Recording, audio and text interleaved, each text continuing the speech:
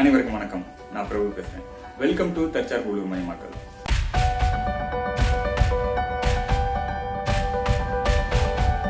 இயற்கை விவசாயத்தை பத்தி நம்மாழ்வார் ஐயா சொன்ன ஒரு விஷயத்தோட இந்த வீடியோவை ஸ்டார்ட் பண்றேன். என்றாவது ஒரு நாள் ஏதாவது ஒரு காரணத்தினால உனக்காக எங்கோ உற்பத்தி செய்யப்பட்டு கொண்டிருந்த உணவு நிறுத்தப்படலாம். கப்பல்கள் மிதப்பதையும் விமானங்கள் பறப்பதையும் ஏன் வாகனங்கள் ஓடுவது கூட நின்றுவிடலாம். ஆனால் உனக்கான உணவை நீ உற்பத்தி செய்ய பழகி இருந்தால் இதை கண்டெல்லாம் அச்சப்பட தேவையில்லை. இன்னைக்கு இருக்கிற சூழ்நிலைக்கு ஏற்ற மாதிரி நம்மாழ்வார் ஐயா என்னைக்கோ சொன்ன வார்த்தைகள் தான் இது.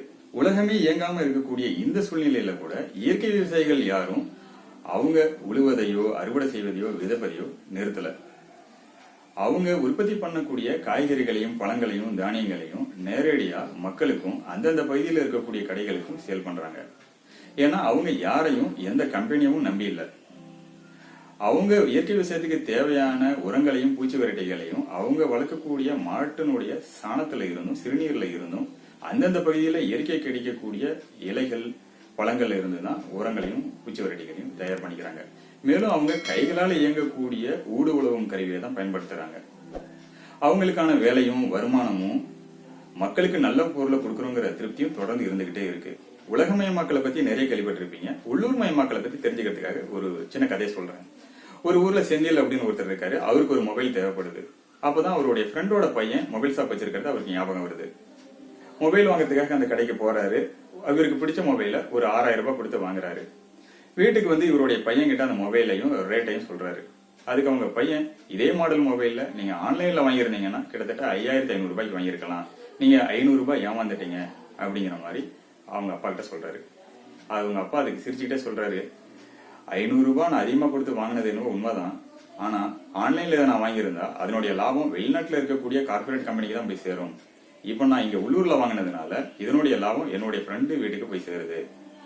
எந்த பொருளையும் உள்ளூர்ல இருக்கக்கூடிய விவசாயிகள் கிட்டையும் உள்ளூர்ல இருக்கக்கூடிய தொழிலாளர்கிட்டையும் நாம முன்னுரிமை கொடுத்து வாங்கினாதான் நம்ம நாட்டுடைய பொருளாதாரம் வளரும் அப்படின்னு செந்தில் சொல்றாரு. இது மொபைல் ஷாப்புக்கு மட்டும் இல்லைங்க.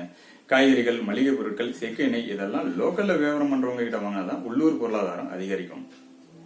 இன்னைக்கு இருக்கக்கூடிய இந்த சூழ்நிலையில தற்சார்பு விவசாயிகள் அவங்க உற்பத்தி பண்ணக்கூடிய பொருட்களை லோக்கல்ல இருக்கக்கூடிய கடைகளுக்கும் மக்களுக்கும் நேரடியா சேல் பண்றாங்க.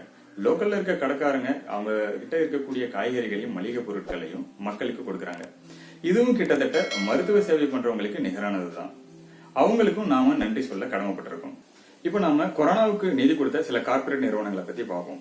டாடா 1500 கோடி, அம்பானி அதானி இவங்கெல்லாம் 500 கோடி, ஹீரோ சைக்கிள் 100 கோடி, ஹிந்துஸ்தான் யூனிலிவர் 100 கோடி, நம்ம ஊர் சக்தி மசாலா 5 கோடி. அரசு ஊழியர்கள்லாம் அவங்களுடைய சம்பளத்துல 1 நாள்ல இருந்து 5 நாள் ஊதியம் வரைக்கும் கிட்டத்தட்ட கொடுத்திருக்காங்க. நிறைய தன்னார்வலர்கள், தொண்டு நிறுவனங்கள்லாம் நிறைய நன்கொடையை கொடுத்திருக்காங்க. சில வெளிநாட்டு நிறுவனங்கள் எவ்வளவு நிதி கொடுத்திருக்காங்கிறத இப்ப பார்ப்போம். Pepsi, Coke, KFC, Amazon, Flipkart இவங்கெல்லாம் நம்ம இந்தியாவுக்கு 1 ரூபாய் கூட நிதி உதவி கொடுக்கல. இதனால இனிமேலாவது நம்ம ஒரு பொருளை வாங்கும் போது அது உள்நாட்டுல தயாரிக்கப்பட்டுள்ள பொருளா உள்ளூர்ல தயாரிக்கப்பட்டுள்ள பொருளாங்கிறத பார்த்து வாங்கலாம்.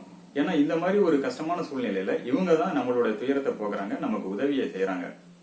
ஒரு பொருளை வாங்கணும்னு முடிவு பண்ணதுக்கு அப்புறம் அது உள்நாட்டுல தயாரிக்கப்பட்டுள்ள பொருளா உள்ளூர்ல தயாரிக்கப்பட்டுள்ள பொருளா அப்படிங்கறத பார்த்து வாங்கலாம். கடைசி ஆப்ஷனா வேற வழியே இல்லாத சூழ்நிலையில வேணா வெளிநாட்டுல தயாரிக்கப்பட்டுள்ள பொருள்ங்கிற ஆப்ஷனை நம்ம சூஸ் பண்ணலாம். உள்நாட்டுல இருக்கக்கூடிய விவசாயிகளையும் உள்நாட்டுல இருக்கக்கூடிய தயாரிப்புகளுக்கும் நம்ம ரொம்பவே முக்கியத்துவம் கொடுக்கணும்.